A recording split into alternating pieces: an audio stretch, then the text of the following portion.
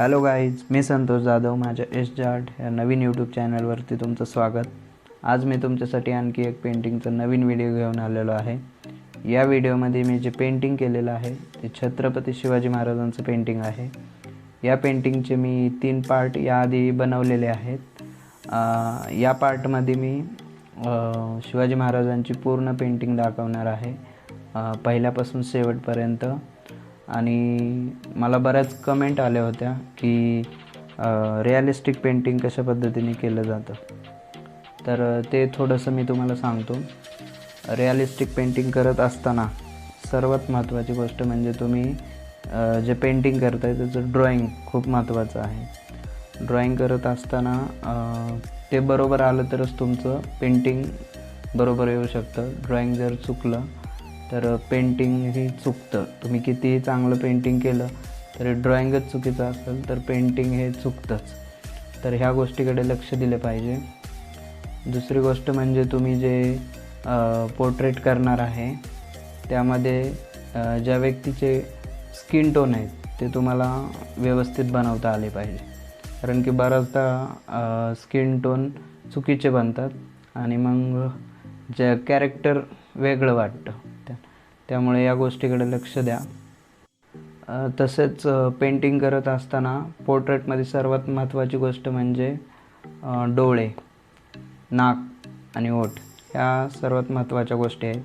कारण की तुम्ही पोर्ट्रेट करत असताना या 3मधलं जर कुठली एखादी गोष्ट चुकीची झाली किंवा चुकली तर तुमचं संपूर्ण पेंटिंग बिघडू शकतं. त्यासाठी तुम्ही या गोष्टीकडे लक्ष द्या. पोर्ट्रेट करत असताना डोळ्यांचे बुबुळं, त्यावर पडणारा प्रकाश, नाक करत असताना नाकावरचे जे बऱ्याच पेंटिंगमध्ये नाकाच्या रेष पूर्ण असं सरळ नसतात, तर थोडंसं कन्फ्यूज होतं आणि तिथं चुकतं पेंटिंग. त्यामुळे याच्याकडे लक्ष द्या. ओठ काढत असताना बऱ्याच ओठांची अशी स्माईल असते, बऱ्याच दात दिसतात, तर त्याकडे पण थोडंसं लक्ष द्या. कारण की तिथं तुम्ही थोडीशी चूक केली तर तुमचं पेंटिंग बिघडू शकतं. तसेच त्या पेंटिंगमधील व्यक्तीचे केस हाही खूप महत्त्वाचा पार्ट आहे. कारण की केस रिअलिस्टिक काढण्यासाठी तुम्हाला तेवढीच मेहनत घ्यावी लागते.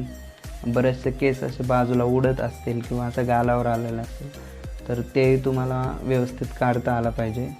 बरेचसे एखादा केस बाजूला असतो तेही तुम्हाला तुमच्या पेंटिंगमध्ये तो काढता आला पाहिजे.